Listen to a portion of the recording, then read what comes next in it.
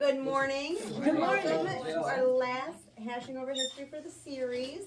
We're excited to have Jeff Garnsey with Garnsey Feral Acres. This is Stella. For those of you who have not met her yet, she'll be walking around through the presentation to say hi. So Jeff? Stella. They said bring visual aids. So I will get ahead just briefly on Stella. She's Amish, and she was bred very specifically to be a mouser. There are 3 or 4 Amish communities that don't have cats. We've all seen the ones that have got 100 cats all over the place. If you go down toward Perch River, there are several settlements that don't have any cats on the farm that they very specifically breed of. I would never in a million years put that breed of dog together. The 2 most hyper dogs on the planet, Border Collie. Her dad was a miniature Border Collie. He's 15 pounds and a flash. And her mother is a 7-pound Jack Russell. So she's 10 pounds and she is full grown. But a few years ago, I got wind that because they're so far off the beaten path, they tended to, if they didn't have a specific need for an animal, animals have to have jobs on Amish farms, so they would put them down at 8 weeks if they didn't have a job.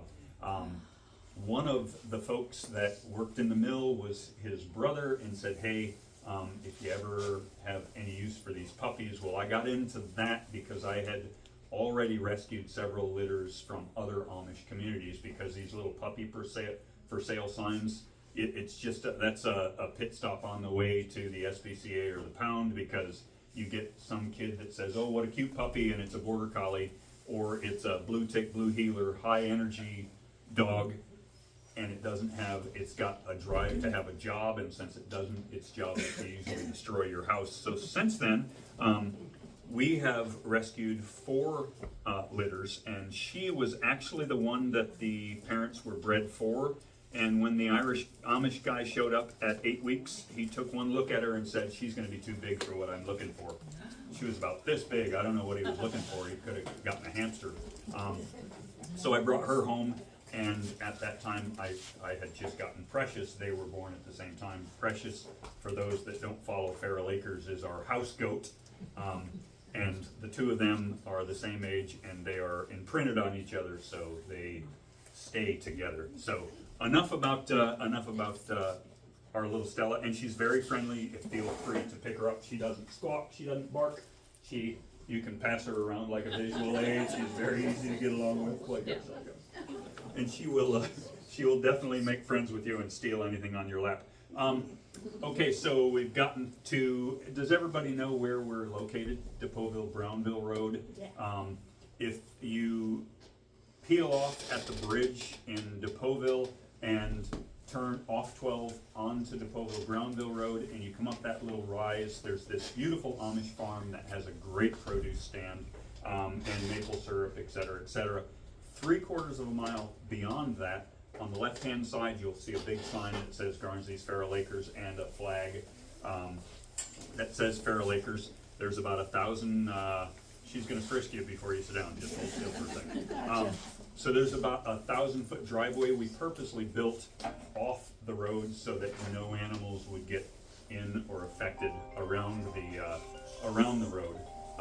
So let me see if I can hit the button. Here we go.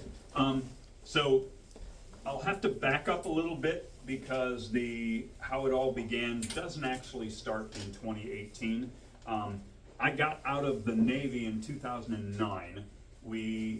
My last 6 years before my final tour in Connecticut, we were in Hawaii. We had a large house, but we had a yard that was so small we could cut it with a weed eater. And I promised myself that I would never live within sight of any of my neighbors again, because I could wake up in the morning in Hawaii and say good morning to both of them from the kitchen table. So after 6 years, it got really old. So and I was never going to live any place but Clayton, because I'm from Clayton. I knew I couldn't live on Grindstone because I'm just not that tough anymore. So we wanted a piece of land, and we couldn't find anything in the township of Clayton that was reasonably good size. There were a lot of 2 or 3 acre places, but they were right on the road. And then we found this little chunk of property when we were over here on leave in 2004, and it was 158 acres right off DePauville-Brownville Road, and it went from DePauville-Brownville Road almost out to Route 12. It was a very odd shaped piece of property that had been, everything around it had been sold, so it was kind of freestanding, odd shaped. But it was $360 an acre. So we bought the whole 158 acres, and so it was paid for before we retired. But we also didn't want to retire and immediately have to build.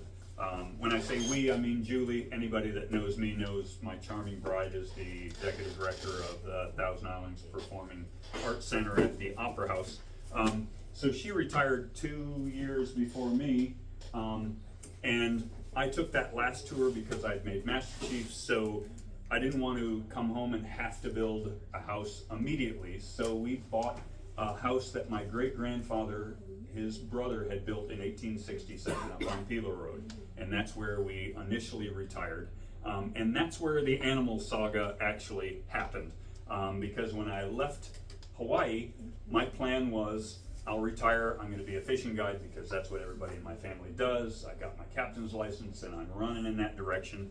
Well, anybody that knows fishing guides knows that we do a lot of shore dinners, and the primary difference between us and most of the other guides upriver and downriver is that we stay very traditional and we use all the ingredients, which is of course salt pork for fatback or salt pork sandwiches.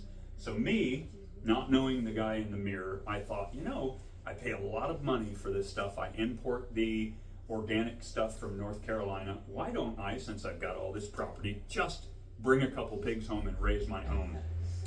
Huge mistake. Because I had always been an animal person, but I hadn't really found my own limits because I hadn't bumped up against them. I was not a hunter or anything like that.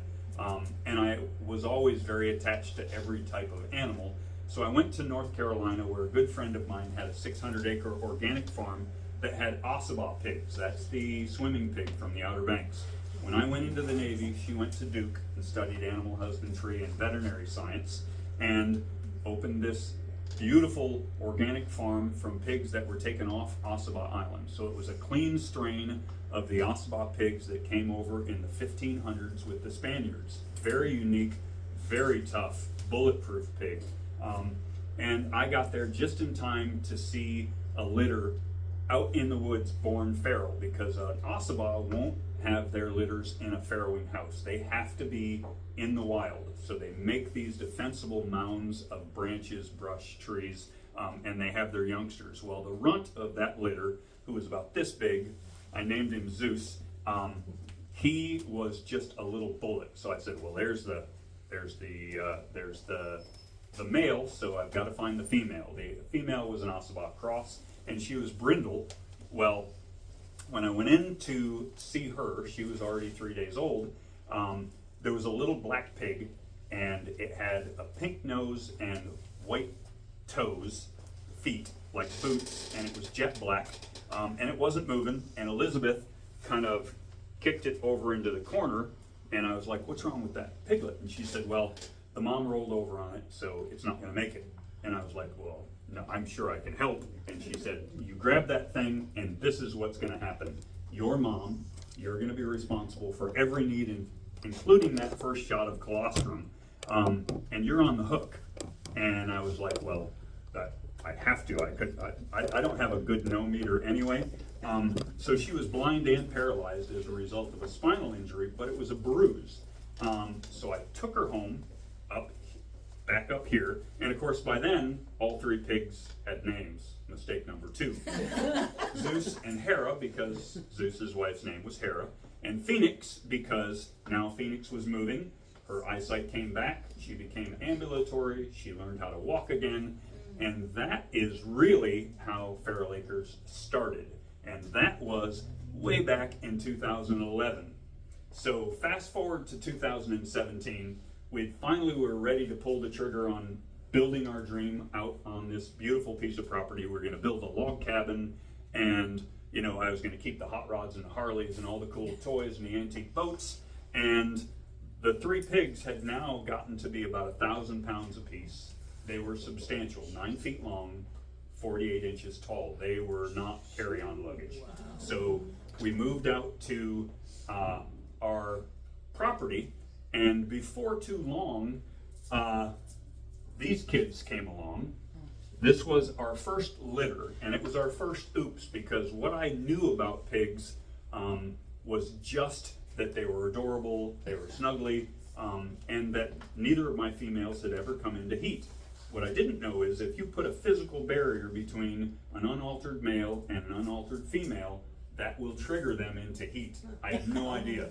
So this pair of gentlemen on Wellesley Island had rescued a little pig they called Pinky because it had a leg injury, and they thought that they could raise it inside. Well, after about 6 months, they had a pig on their hands, and the pig was knocking over tables, chairs, furnitures.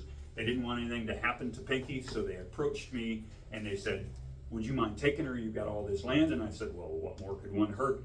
Well, 3 months, 3 weeks, and 3 days later, we had 13 little piglets running around Farrell Acres. And that's when things really began to get real, because I knew enough to know that nothing was ever going to be on a menu from Farrell Acres. So I wasn't going to get rid of any of these, because Zeus was the dad, Pinky was the mom, and it was on me because I hadn't had Zeus altered. He was an unaltered Ossabah boar. So I was left with 13 of these little youngsters, and if you look in the background, this is a 3,000-pound unaltered red Angus. His name was Rusty, and Rusty came from Grindstone, and he was the breeding bull on Grindstone. He belonged to Zeke Brown on the South Shore of Grindstone, and the problem with, oh, get the tail, get it, it's right there behind you. The problem with Rusty is that he was so mammoth that he became too large to breed. He would break anything that he tried to breed, so he was separated from the herds, and he was put in a very small holding area with his companion, who was a blue Angus named Marla. Now Marla was found 2 winters before in the wreckage of her mom, who had been taken down by a large pack of coyotes, and they had gotten to her. She hadn't drawn her first breath, and Zeke and Lisa found the wreckage and pulled this calf out and got the calf breathing, and its right rear hip was removed. It had nothing but bone. And so they got her breathing, they wrapped her up. Now, picture this, took her across the river, got her into her car, took her to Cornell. They did reconstructive surgery using tissue from Marla, and that was 13 years ago. She lives on the farm now, and she's 17 years old. Perfectly healthy, but as a result of Zeke and Lisa saving them. So, obviously, Marla and Rusty came to the farm, and Rusty, even though he was unaltered, he's 3,000 pounds, you could climb onto this fence and slide up onto his back. He was house raised, he loved people, he was very, very sweet, and you could see most bulls wouldn't allow that to happen. So this kind of started it. And then this little girl, she was an oh by the way, because I got a call from a friend in Ithaca, and she said, hey, there's this horse ranch in Utica, and anybody know what they use donkeys for on horse ranches? Horse ranches all have at least one donkey, especially these real high cost race horses. They model appropriate behavior for all the other animals. They are the fun police. You put a donkey in with a dozen $1 million horses, and none of those horses will harm each other. They won't kick, they won't do any of that, because the donkeys put the kibosh to it. But when you put a second donkey in, the horses can beat each other to death and they don't care. So these two were unemployed 6-month and 9-month-old donkeys, and Rocky and Bullwinkle, and they were going to be processed for dog food.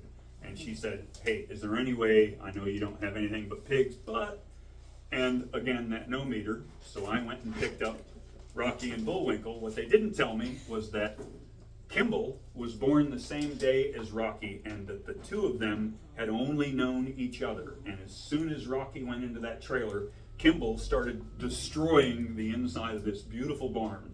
And the farmer came out and said, here's the deal. You take those 2, take that menace with you. So I left for 2, came home with 3, and that was the start of that.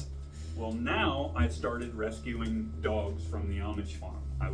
The puppy for sale signs drove me crazy. So I started finding appropriate homes, and I got in pretty tight with the Amish.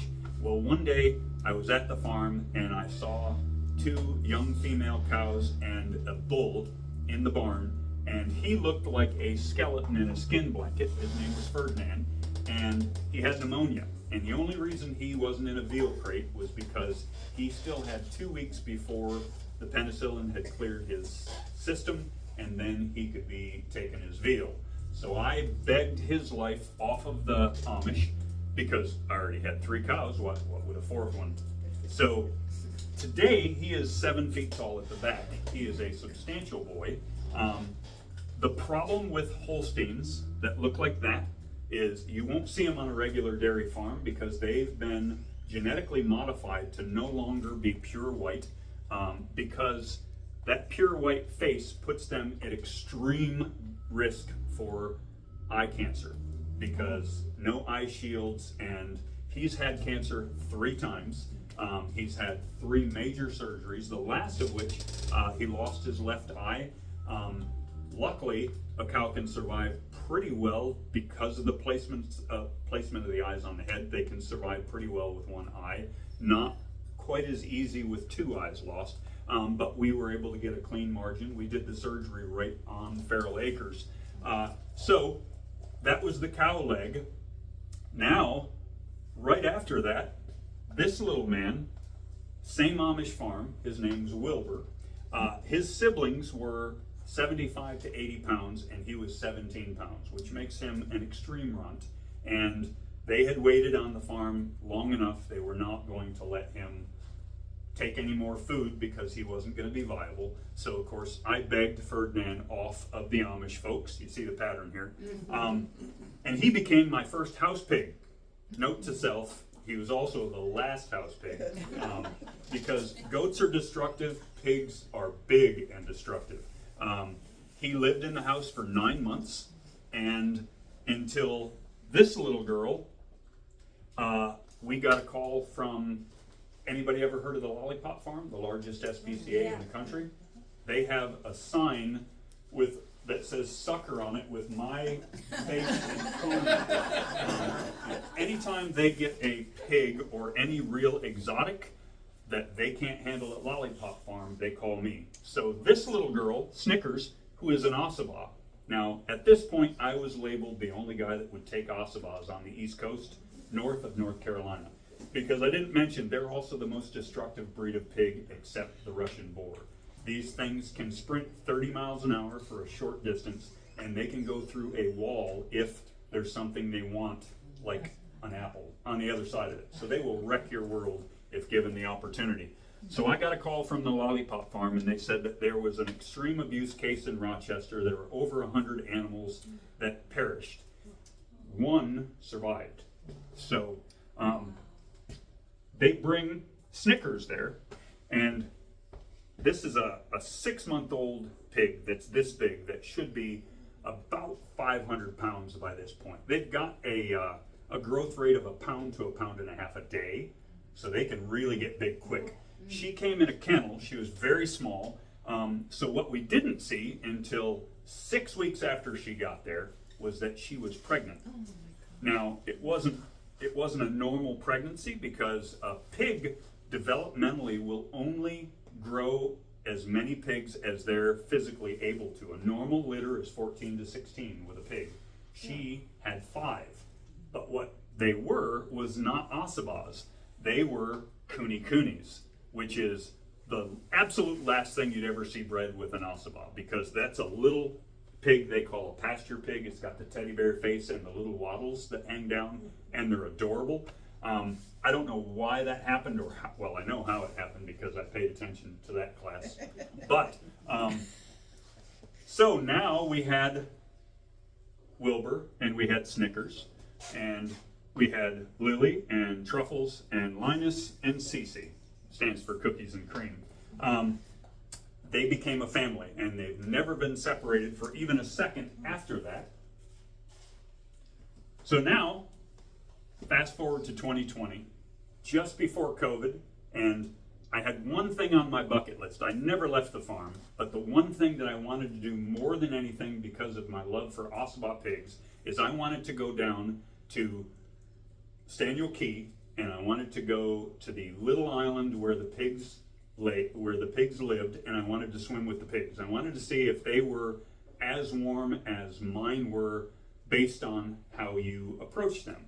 So I had a friend that took me down there, and he and I spent 11 days down in Staniel Key, and this was the day after I had agreed to take our very first bottle babies.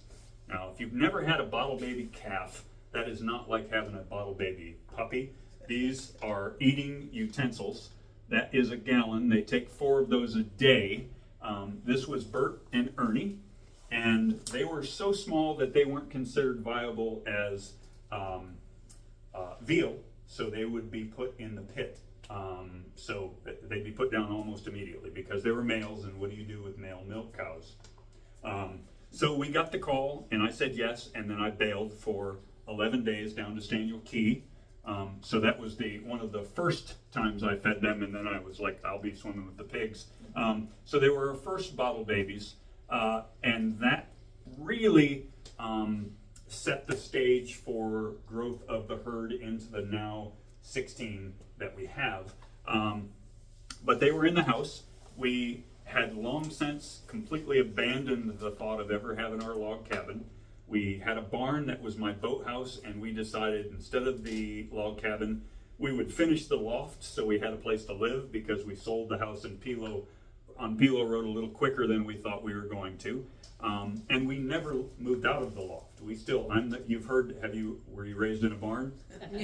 Well, I live in a barn upstairs, which makes it really easy to justify bringing farm animals in because it's a barn.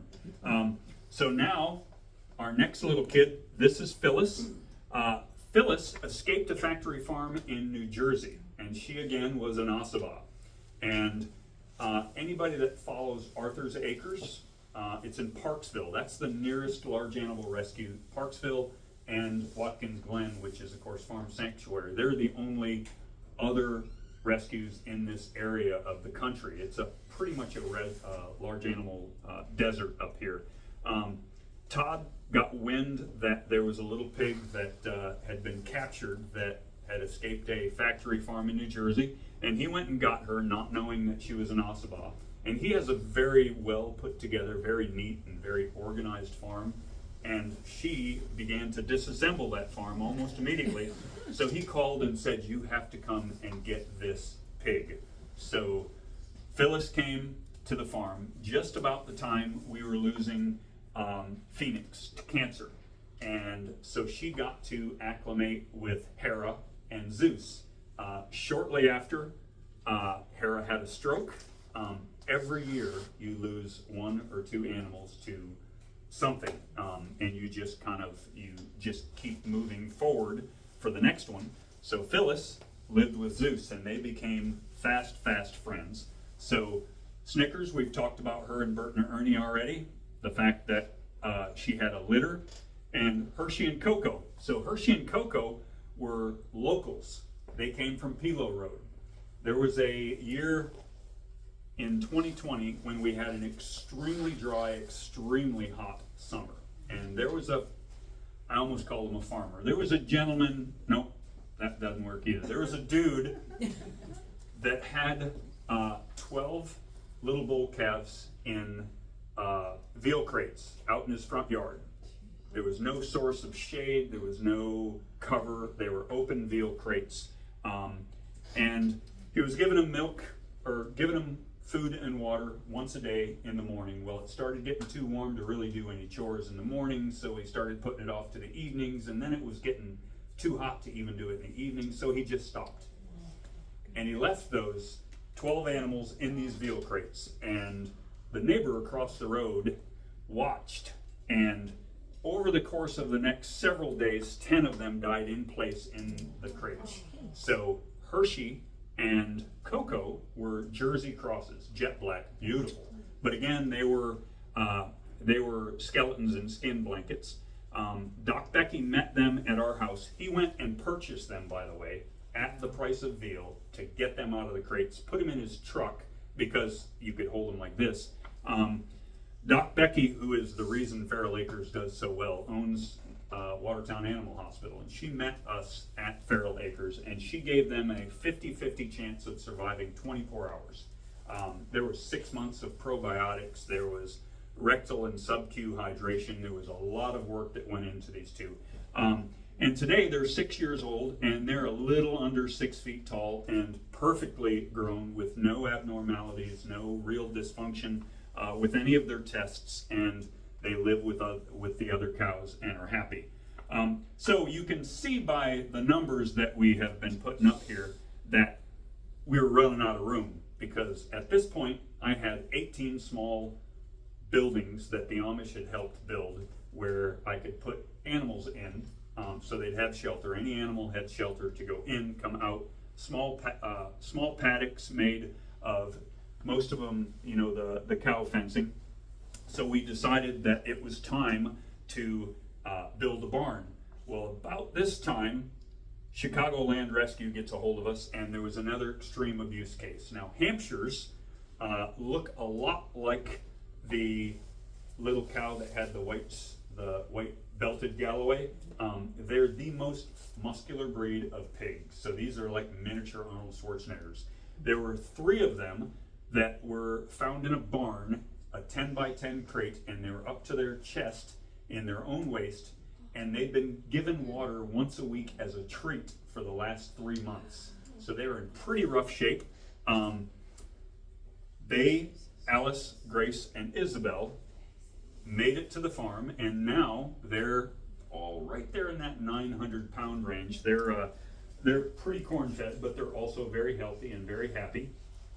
So we started fundraising. Now, about this point, we had to figure out some other way to raise money, because Master Chief's retirement pay is pretty decent until you try to run a rescue on it. And I was burning through about 85% of my retirement just feeding the animals that we had. Anybody know the Troops, Dan and Lauren Troop? Thank God for them, because Dan took me aside. He had done the little paddy wagon there. What is that called? You drink, you call the Chug wagon. chug wagon. Yeah. So he had gotten a 501c3 for that when he bought it and stood it up. So he was very familiar with the amazing amount of admin and loopholes and paperwork and red tape that you had to go through to be a not-for-profit. And he helped us along. He said, I love what you're doing, but it's not sustainable. You're just not, you don't make that kind of money. And, we would take a pig to Cornell with surgery and have a $20,000 bill and, be struggling out of the hole. And he said, it's not sustainable. If this is what you've chosen to do, you've got to be a not-for-profit. So we started looking at different little capital campaigns, and we got our 501c3. Well, I went to several different contractors, including my brother, who, if you had a heart attack, he could carve you a heart out of mahogany and it would beat. This guy can build anything. But at the time, to build what I wanted, he said, if we really go bare bones, I can do it for about $280,000. Well, I was scratching a dollar at a time. So I went to my neighbors and I said, hey, if I did all the site prep and I figured out how to get the 6x6 slab on there, do you think we can build a barn? And he said, yep, we've got a bunch of hemlock and we can mill it here. So by the time we went from this, obviously we did our own prep, we did our own cement with the help of somebody that knows cement. And me and the Amish youngsters did the masonry. By the time the lights came on and the last stall was ready to go, it cost us $53,000, and it was paid for the day the first animal went in, entirely by donations. Every single dime that went into it was donations. But $53,000 bought 8 stalls, a treatment room for our vet, 2 hay lofts, one for straw, one for hay, 8 stalls so that they had access and egress to outside and inside, so you could shut them up in the wintertime so everybody had nice warm facilities to sleep. Huge sliding front doors on the front and back so you could drive a hay wagon through. Junior Rusho had an old hay elevator that was, no wheels on it, that we were able to place across so we can drive a hay wagon in and fill the lofts right inside the barn. The funny thing about this barn is it's not the barn that I wanted. I brought Menno, who is the elder of the Amish family up the road, over, and I said, okay, this is the barn that my brother built that I live in, and this thing is perfect. And it's 67 feet long, and it's 80 feet wide, or 40 feet wide, and I wanna build exactly the same barn. And he said, okay. He walks out into the middle of the slab and he says, let me tell you what you need. And he said, you haven't accounted for this, you haven't accounted for this, you haven't accounted for this or this, so this is what you need. And I said, well, okay. And his son, Danny, there's not a picture of Danny here because you don't take picture of Amish, but if there was, that would be him. He and his 2 kids that were 10 and 12 years old built that in 12 days. And he would come in the morning with a wagon filled with fresh milled hemlock, and he would work off that wagon all day, and at night I would put spotlights out there because they don't use electricity, but they will let you use yours. And they don't use machinery, but they'll let you use yours. So I worked with them every day, and when it got to the point that we were inside, he actually let me bring my big compound router over and my saws, and he would holler measurements, and I would cut them. Me and Zeke is always involved in things that go on at the farm as far as building. They put the roof on this on the 23rd of December in a snowstorm. They started at 4 o'clock in the afternoon, and we put every piece of metal up with 2 Amish on the roof and me and 1 Amish guy on the ground. And if you think about this span, that's 26 feet, and they would take a 26-foot piece of metal and take a piece of baling twine, and they tie it into a tube. The wind will not catch a tube, it will catch a flat piece of metal. And I would stand it up against the end of the rafters and lean it, and Danny would come running down and he'd grab it, and when he'd get to the top, he'd pop the twine off and it'd flop down, and he'd shake it underneath the last piece. And we went a piece about every 10 minutes all the way down the barn, and you could have a really, really good electric drill. You could not keep up with him with that hand drill. When you were underneath, you could hear that bang, bang, bang. He was setting them, and you stand out and you look at the line, and it's laser straight, every one of those. These people, I cannot overstate the talent that these folks have brought to the farm. So now we've got our barn. So now I can get more animals. Because there's more room. So now 2022, Bailey, Bear, and Carmel. That's a Jersey, a Holstein, and our first Garnsey. They were sold at auction when they were 3 hours old in Pennsylvania. And as luck would have it, they went to a hoarder. This lady had a huge amount of cats and a couple dogs, but no farm animals. But she had a yard that was about this size, and she had a 2-gallon bucket that she put sour milk in and put the 3 little calves out there.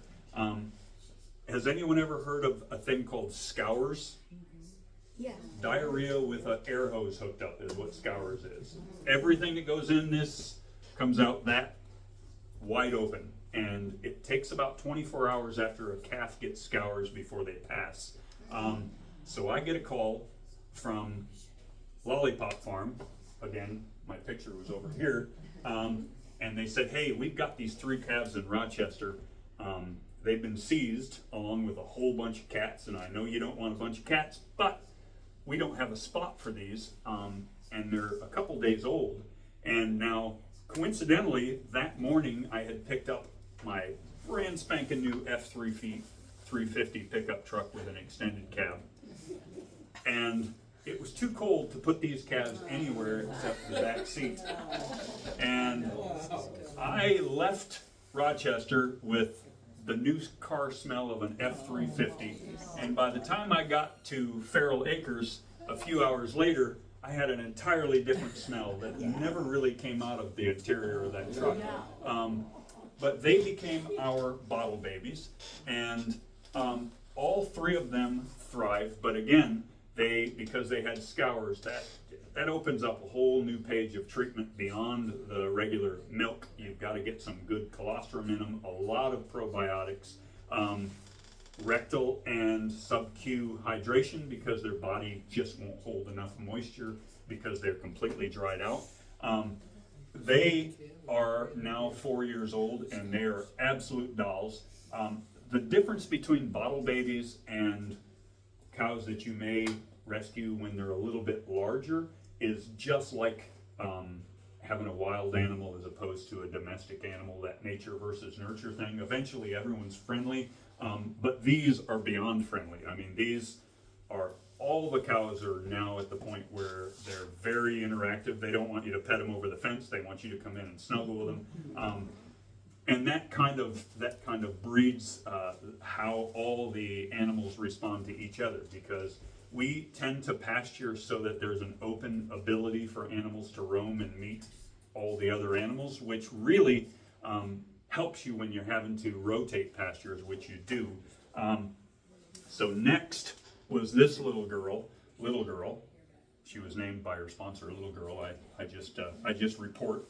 She was our house lamb, and her and Maisie are about this tall and about this big around now. But she was with me everywhere I went the summer of 2022. So then 2023 comes along. Now, anybody that follows Farrell Acres has to have met Peppa. Our vet, Doc Becky, for the last several years has said Farrell Acres is where miracles go to happen, because we tend to get animals that just absolutely have zero chance. Well, this little girl is an old spot Duroc pig, which is absolutely stunning. She has pumpkin eyes.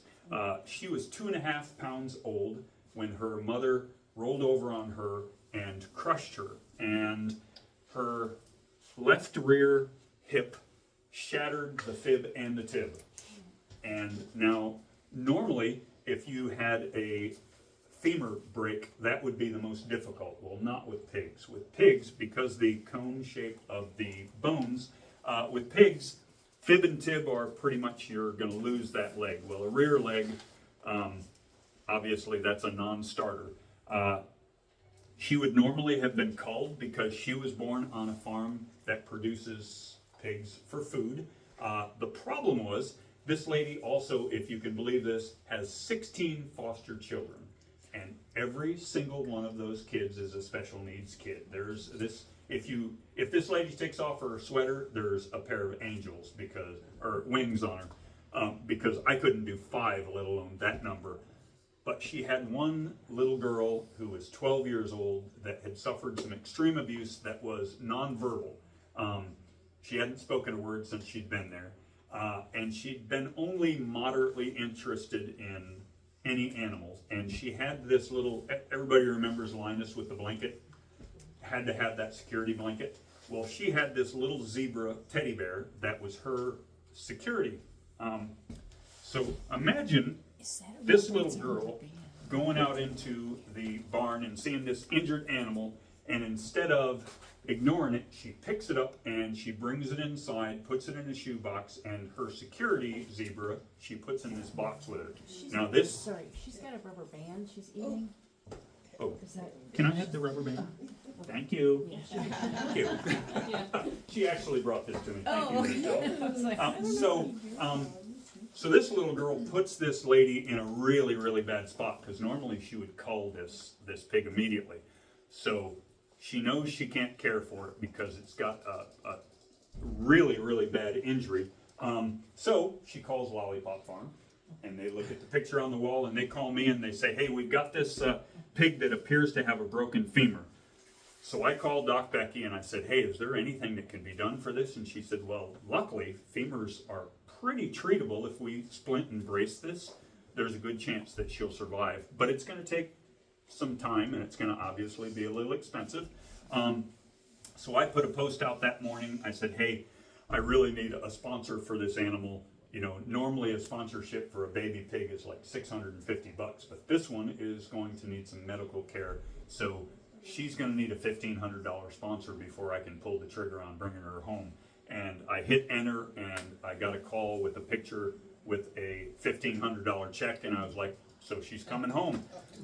So Lollipop brought her to me, and Doc Becky, of course, Saturday afternoon, she meets me at the farm, and immediately she looks and says, that's not a femur, it's worse. There's nothing you can do. You know, Cornell might be able to save her. So what I heard was, Cornell can save her. So I popped her on my lap, and I went to Cornell, and by this time I had a pretty good relationship with Cornell, and the large animal vet that had done several surgeries on several of our pigs came out, and she said, there is nobody on the large animal side that is equipped to do surgery on an animal this small. But we have an exotic vet here that is doing training. He does small animals. We're going to bring him in. So they brought him in. And it was this guy that looked like he spent a lot of time in Jamaica. He had a really thick accent, but apparently he was mega talented. And he said, so there's 1,000 to 1 chance that I can pull off this surgery. There's 1,000 to 1 chance that she'll survive the surgery, first of all. But what I want to do is I want to put a titanium rod, tiny titanium rod, in both the fib and the tib to brace it enough so that her growth plates can react and grow some muscle tissue around it. But that's the only chance. Surgery is going to take about 12 hours, and she's going to be in physical therapy for about 3 months. And it's going to be expensive. Now, I had $385 in the Feral Acres till at the time. Again, one of my shortcomings. I don't always get the forgiveness before the permission. But I was going, and I was making sure that by this time I had hooked into social media. So everybody doesn't love every animal, but everybody loves one animal. And I was kind of banking on that. So 3.5 hours later, she was in recovery. And 3.5 days later, they called and said, hey, she wants to come home. So at 7 days, she was home, successful surgery. They said probably at about a 6-month point, she's going to need a prosthetic because she only has one growth plate. The bottom growth plate was destroyed, or the top growth plate was destroyed. It never happened. She had normal growth, normal activity. Today, Peppa is just a tick less than 1,000 pounds, and she's never had any further medical treatment other than I did take her to be spayed about 3 months ago because that cuts down significantly on the chances of her ever getting uterine cancer. But she blew right through it, and the beauty of Cornell is when you leave Cornell, when that animal goes in the trailer, your bill is paid, or the animal doesn't go in the trailer. When I pulled out of the parking lot, $18,000, that bill had been paid for, all by donations. Some of them were $5, some were $50, some were $500. But again, you know, the $380 that I had in the account, and she came home. So she needed a mate because something else they told me at Cornell, she can never be with general population because she's always going to be vulnerable on that hip, which proved to be untrue as well. So meanwhile, this is where the jumping part of the rescue started. In West Virginia, on a highway at 70 miles an hour, somebody left their shoe, and Stella's bringing it to you. Can I have that shoe, Stella? I really like that shoe. It's very nice, thank you. So, I think, oh, she got one of your shoes. Yeah, that's all right. So 70 miles an hour, a factory farm truck is traveling on a highway in West Virginia, and a little piglet they're being transferred to a growing site. A little piglet hits the highway at 70 miles an hour and is knocked unconscious. Well, the lady who saw that pig come out of the truck at 70 miles an hour stopped and picked it up, and it was unconscious, but it was breathing. She brought the pig home, and of course, this is a farm breed pig, right?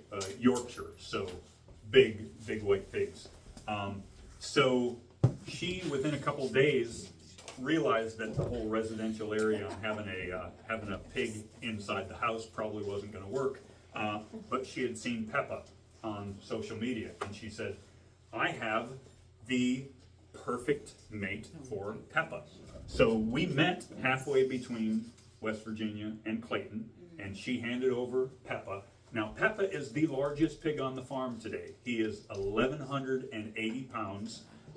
He has a single scar on the center of his forehead where he hit the highway, but he's also the most mellow pig on the farm. He is afraid of, you could put a hamster in his feed dish and he'd walk away from it. Completely passive, which is perfect because she thinks that she owns the entire farm, and she will back a cow out of its own feed dish if she wants it. So a perfect pairing.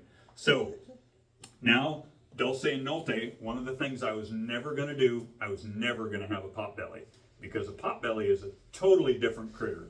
They don't abide by the rules of pigs. They don't live with other large pigs, and they tend to get huge. And I have this whole food is love kind of a theory that makes it difficult to keep animals within their weight, and potbellies really get round.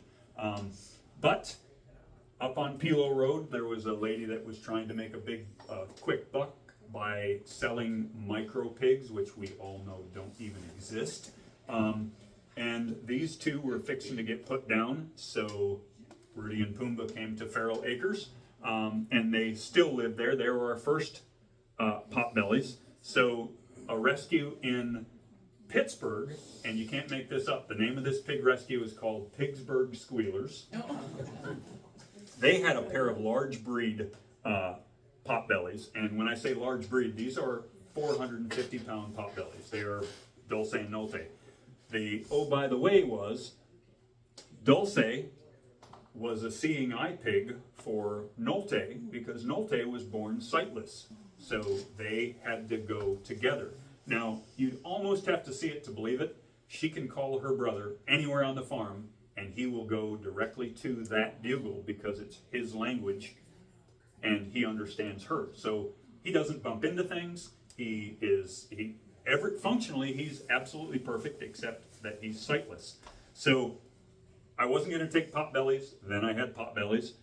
I also was not going to do birds until this rooster Optimus comes along, and he had never been in with chickens before. He had a goose for a companion. The goose was killed, and Optimus stopped eating, stopped thriving. She was going to cull him, so she called, and I, of course, took Optimus. About this time, on Channel 7, you start seeing little blips of news about these 3 feral pigs in Glen Park that are destroying the neighborhood. They're not only feral, but they're potbellies, which is really, really an odd deal. So imagine these little 50-pound bullets running across your yard at 30 miles an hour. There's no catching them. 2 weeks later, we caught Reuben, Tom, and Jerry. Reuben is the dad. Tom and Jerry are the kids. He was a year old. They were 3 months old apiece. The only physical contact I ever had with these 3 pigs is when we altered them. We had to neuter the 3 of them, and they remember it to this day because I can never pet them. And they're still feral, but they're in our potbelly community. They're friendly enough as long as you don't approach them. They're well-mannered, and they're secure. So now we've done the jumpers, now fosters. 2 years ago, remember the big animal seizure up in Carthage? Over 100 animals were taken in. We got contacted, bless you by the way. And this was one of those deals that I didn't have any room. I was at capacity, and I was at capacity with 50, and we have 84 now. Things stretch. But with an abuse case of this magnitude, this close, and for a large animal rescue and sanctuary not to participate in that would just, the optics, and it's not always about optics, but this would have been bad form. So I met up with the two vets. One of them was a medical vet, the other one was a placement vet, and I agreed to take 6 animals. Port and starboard are our little Nubian goats. I highly recommend never getting a Nubian goat. They are psychos, and they love being on a roof. And then Harriet, I named her Harriet because she looked like Harry Potter with the lightning bolts over her nose. Her mom, Hermione, and then you have Violet and Cupid around the other side. We took 6 animals, and 1 week ago today, we finally got the ruling from the judge that we had been given full custody. They even had court-appointed attorneys come out for visitation. Now imagine having the abusers coming to the farm, inspecting your facility after you having seen. The only way that these animals were allowed to legally be removed is they had to have physical signs of torture on the animals, which means bones coming through the skin kind of stuff. And then to have them come and put a microscope on our facility at the order of a judge. But after they subpoenaed us, we went in and testified. They came out, saw the farm. They looked at how much money we had put into vets feeding 2 years, 6 animals. They decided that if those guys couldn't write a check for $98,000, they were no longer their animals. And nobody wanted the money, we just wanted the animals safe. So we have full custody, which means this spring when we do the vaccination clinics, we can take the tags out. We try to not have any type of tags if we can get away with it. So now they're no longer fosters, they are residents of Feral Acres. Roger, this is Precious, by the way, and see how adorable she is? Don't be fooled. She is a psycho. She's this one's companion, and she's a dwarf. And I was all done taking goats, but this was one of those you can't make it up. My brother has Nubian goats. He has 3 or 4 different breeds, and they actually breed them to sell, which is not my deal.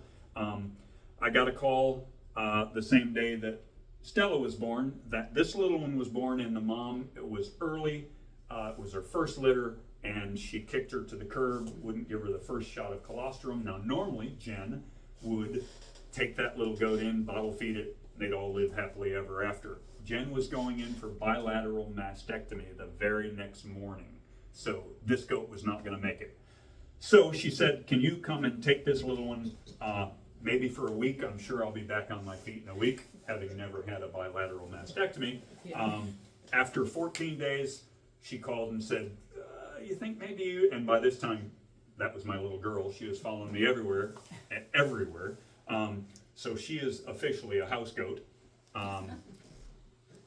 Roger is a 5-year-old pure-blooded Jersey, and you see the little ring in his nose? Roger would spend winters in an 8x8 shed with a chain going through that, and that's how they would keep Roger in one spot. He'd never been exposed to cows, had no idea how to cow, but this lady professed to love him. You can see one horn is growing down into the ear on that side and into the temple on the other side. She called me up and said, hey, I'm thinking about fostering him out. And I was like, I don't do the foster thing. A couple days later, she called and said, Roger's gone. My live-in boyfriend of 7 years came home from work before me, put him in a trailer, and he disappeared. Well, she found him at the livestock auction in Lowville. He had been sold for $2,200, and he was on his way to being loaded to go to that slaughterhouse in Pennsylvania. She got a hold of them and said, hey, I don't think you want to go down this legal wormhole. That's my steer. They did not want to get into a legal battle because this isn't considered an animal, it's considered property. He took property and sold it without having her sign off, 50-50. Unfortunately, a judge would say sell it at auction and split the proceeds, so there was that hanging as well. We went to the place in Lowville, and the guy said, yeah, they just loaded the truck, but that one's inside. And I said, well, I had my intern with me, and I said, well, we've got Miller boards. Will we have a problem loading them? He said, you're not going to need them. This cow has no business being here. It'll follow you anywhere you go. So I walk in, and there's, anybody's ever been to one of these places, there's gates forever, like a Rubik's Cube. Every gate I'd open, Roger would follow me. He followed me out to the trailer. I opened the trailer door. He stepped in, and I was like, you're kidding me. We immediately brought him home, put him in the squeeze gate. We cut the horns not far enough so that we would get into any living tissue, and we took out this ring, and he was our third viral video. He had 8.8 million people fall in love with him immediately. Got his own t-shirt. The guy that had sold it went to the auction house and looked for his $2,200 and was told that it was taken, and he found him on Feral Acres, and he snapped a couple shots, and he luckily sent me some really threatening phone calls and texts, which I forwarded to the state police, and they got a hold of him and said, hey, you know, this has got to be settled by the courts. But I had then found out, you know, the whole property thing. I asked the folks in Lowville what they paid, or what he made. He made $2,200. Now, he is the first and only animal that we've ever paid for at Feral Acres, because that's not, I mean, that's a hoarder. Hoarders pay for animals. Rescues rescue animals. But I put out on social media the situation, and there's this young lady that lives on Wellesley Island in the summertime and Oklahoma in the wintertime, and she said, what's your Venmo? And she shot me $2,200, and I shot it to him, and Roger became physical property of Feral Acres, and he lives with the cows, but he really, Hermione, or Harriet, is the only one that he's ever really taken to. But he is a doll. He's like a house pet now, but he lives with the cows. So anybody ever seen a bull that big in your entire life? That is 2,800 pounds of unaltered Jersey cross. Now, for those of you that know cows, that's considered the most violent breed of cow. 2,800 pounds. That's the only animal that, I'll be wrapping up in just a couple minutes.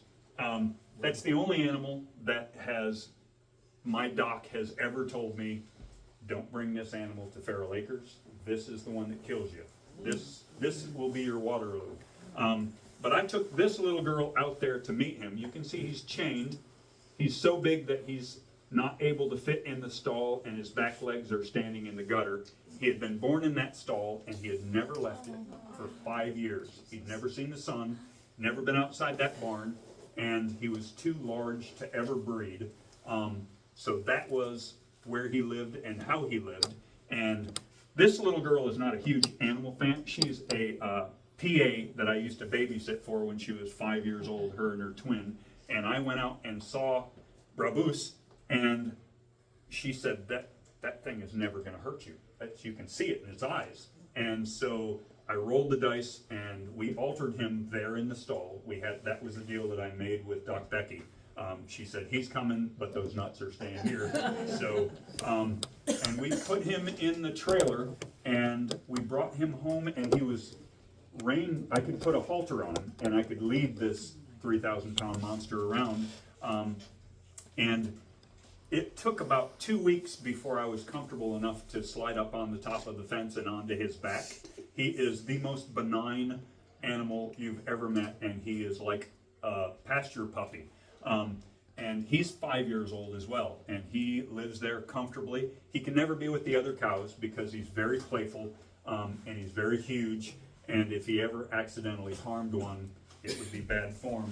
But he loves people, and he loves interacting. Okay. So we're at the end of the rescue part. We're not a wildlife rehab or a rescue, but I do a great deal of wildlife rescue and delivery. So I transport just about every animal we have indigenous to New York State. I've transported from ospreys, obviously we all remember Tyrion, probably a dozen deer. There are a few sanctuaries inside New York State that will take deer. Now, this little dude is a rock star. That's another social media influencer. 3 generations of her family were killed at the bottom of the DePauville Hill 2 years ago. And she was 4 weeks old. She was about this big. And for anybody that knows otters, you know that they have to have fresh fish and they have to have at least 7 pounds a day, every day, their entire life, because they have no fat. And if they go without it, they die because they can't maintain their temperature, everything shuts down without it. So if you don't, and they're multi-generational, you can't have just one, they're like M&Ms. So I got a hold of a young lady in Saratoga Springs, and her and their orphan otter lived happily ever after. This one went to Mexico, as did this one. Wendy Czar is like my counterpart. She's one of only 2 black bear rehabs in the entire state, but she also does every other kind of animal, including the vectors, raccoons, skunks, bats. This little osprey, when we had the super dry summer, the inland osprey nests. If they're too far from the water, the parent will, just out of its own self-preservation, they will go back to the river and they'll leave the babies as soon as they take flight. And often they'll fly and drop and can't take flight again. So that's what happened to this little one. So now we're at over 80 animals, and this is kind of the a list of types that we have. And that is this is anytime I sit on a sofa, there's always got to be at least a dozen animals on immediately. This 175-pound puppy, but obviously we're all over social media: Instagram, TikTok, Facebook, and our website. We have an open house every year in July, but we also, if I'm there, and this time of the year I'm often there because I'm working on my antique boats. If you get a hold of us through any of the social media and you want to come out and do a tour, you're always welcome. I love taking a break and introducing people. If you come this time of the year, wear that with muck boots, because it is a different kind of mud that we have on Feral Acres. It's a mix. It smells very, very nice. Later in the summertime, obviously it gets green and the grass, the ground becomes a little bit more firm. I know I've talked on for 65 minutes because anybody that's met me, that's what I do. Any questions about Feral Acres that I can answer? So how much is your wife involved in all of this, or is this your Funny you should ask that. She is not the animal guy. Her spirit animal is a possum.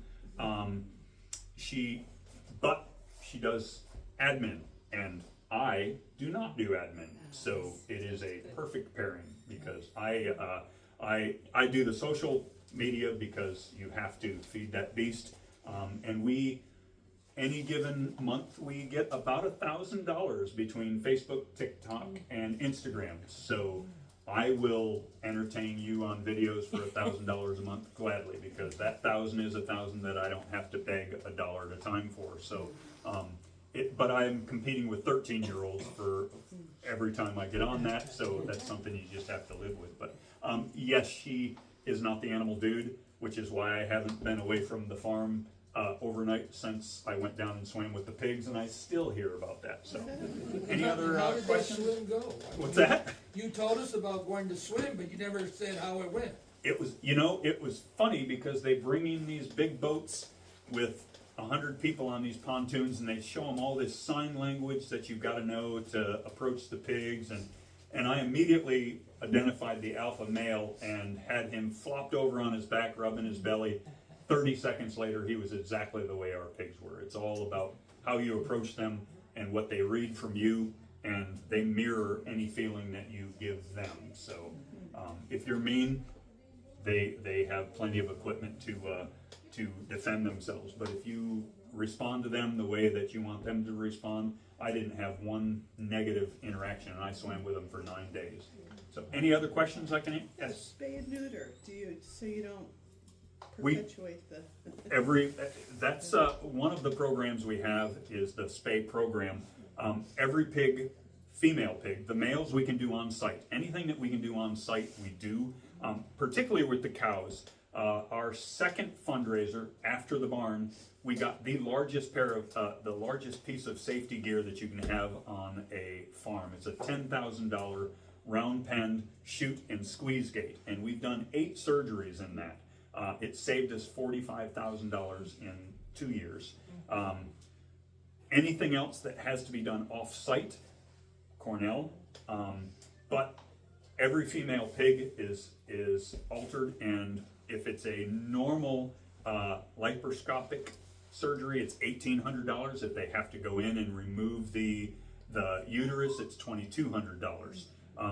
So that's on a cycle, because beyond that, we have an annual hoof clinic, and that's $5,000 a year to make sure those hooves on those pigs are kept in shape.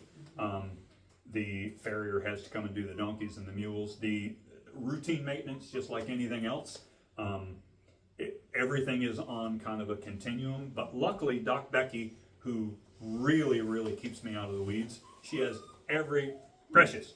Oh, you're not Precious. You're the other one, Stella. Luckily, everything is on the same annual schedule. So we have a vaccination clinic. So every animal is vaccinated on the same day every year. So it's a long day. Any other? Yes, ma'am. 2 quick questions. One, how do you kind of answered, I guess, but how do you go away? Like, I don't. You don't. Okay. No, That's what I don't. figured. But Yeah, we eventually, if I was to, the 5-year plan is to have a farm manager. Sure, yeah. Because what I like doing is snuggling with the animals, playing with the animals, doing Yeah. the fun stuff. But in order to get to the fun stuff, you have to spend a lot of hours doing the stuff that's not quite so glamorous, cleaning out the stalls every day, there's an awful lot that goes with it. Once we are able to get a farm manager, then I will be able to, at some point, slide away here and there. Because again, sustainability, I can't stay on the farm forever. And I have the Classic Island cruises. So I've taken about, of a 5 days, 3 days is on the farm, 2 days is on the river. So I've cut that back so that Jeremy gets his storage money for the boats. But it's really, it's a treading water, because my son's about 2 years away from retiring, and he's in the same vein. He's just as crazy about animals, and he's also a captain. So he's going to come home, build on the farm, help with the rescue, and take one of those 7 antique boats that are laying around and get back on the river with it. So okay, I figured as much. And then how do you go about introducing sort of that, in the same vein of the energy of you, like if you're calm and you're not afraid, like when you introduce a new animal, is there a certain way that you do it? There really is. And the problem, it's funny you should ask that, because the problem with pigs is that they have a hierarchy just like a wolf pack. And once you've established your spot, that entire pecking order is non-negotiable from that point. So Pinky, who Pinky's the one that had the litter. She has an inoperable tumor in her uterus that's been in remission. December 13th was a year. So she's on her 2nd year in remission because of some really cool drugs that we give her every day. She was the alpha female for that entire group. Her number 2 was Houdini, who was a 900-pound female. She was number 2. When the 2 of them had to be pulled from the herd to treat Pinky, when they came back from Cornell, we tried to introduce them, and they were no longer welcome. So once they're out, they're out. It's a final thing. So what we have is we have like animals that have families, and like the potbellies. We have 8 potbellies, and that's the only ones that they can ever be with. So that paddock will get larger. Other potbellies can be brought in, but our jumpers, we just got 2 from Milwaukee, Wisconsin. Laverne and Shirley, one is still in quarantine because she had a huge surgery. Her lower intestine had to be put back in. It had come out. So she's got about a week in quarantine, but those 2, until they're 500 pounds or better, will not be able to be anywhere near the other ones. And we learned that by, it's trial and error. Sometimes you have an alpha that can never be put in with another. We got 2 from Pennsylvania several years ago, Max and Pickles, who grew into the alphas. They're 1,000-pounders. They're completely benign with the others. They just grew into their position. They never fought, and they never have to. And now they're the alphas. But if they were very assertive, they would have to fight every single step. We have 33 pigs, and they would have to fight from the top to the bottom. So it is very tricky, and it's all about calm. Yeah. And you have to introduce them with no restraints on either side. So you can't do it through a fence. They'll destroy the fence, and they'll be pissed at each other. So, yes. I do have a question. Sure. You spent a long time in submarines. Yes, that's where the crazy came from. Okay, how did you transform from submarines to feral acres? Well, if you think about it, there are very few people on submarines, and there are very few people on feral acres. And most of the people on submarines act like animals, and so do most of the Oh, so you people. had training. Yes, yeah, it was like living on grindstone. Nobody should be surprised. I So- wondered. Yep, I don't mind not having, I talk to the animals, and by this time of the year, they're talking back. So I don't have any problem with isolation at all, because there's 80+ animals. How could you ever have a problem with, and you've seen that I'm the talker anyway, so it's a perfect pairing. Yes. Can I also tell you, I used to live in Albion, New York, Mhm. and there's all these fruit and vegetable plants. There was one, it was a berry farm. And they had this high platform with goats up there. And so these goats, they also had a, what do you call them? You had, Elevator? like down here, a pulley. Mhm. And down here was a tin cup. And if, right beside it, you could put a quarter's worth of something to eat for them. Mhm. Okay, you put it in there, and I was amazed, those goats figured out how to get that. Oh, really? Yeah, they'd stand at the top, and they'd, bite it and pull it up. I couldn't, it was They just will. fascinating what these goats could do. There are no dumb animals. There are only dumb people that have animals. All of them are. I've not met a dumb one. I've met many dumb people, and really actual dumb people. But any one of those animals, if it comes to figuring out a warm, comfortable, safe place to sleep, and where you can put the water dish in a different spot every day, 100 yards apart, they're going to find the water trough every day. So they are very adaptive. Yes. Do you ever interact with the zoo in Watertown? I have volunteered there for the last 6 years. I do their and it's on Wednesdays. Today, Sam's gives me 2 tri-walls of fresh produce every Wednesday. They have for the last 6 years, and they have special needs animals at the zoo. So I go from Sam's to the zoo, give them the produce that they need for theirs, take any that they don't need, and then it comes back to the farm, and then our animals get fresh produce on Wednesdays and Thursdays. So yes, I do. Yep. Anybody else? I'm sorry I went a little bit long, but I appreciate your attention, and thank you for coming. It was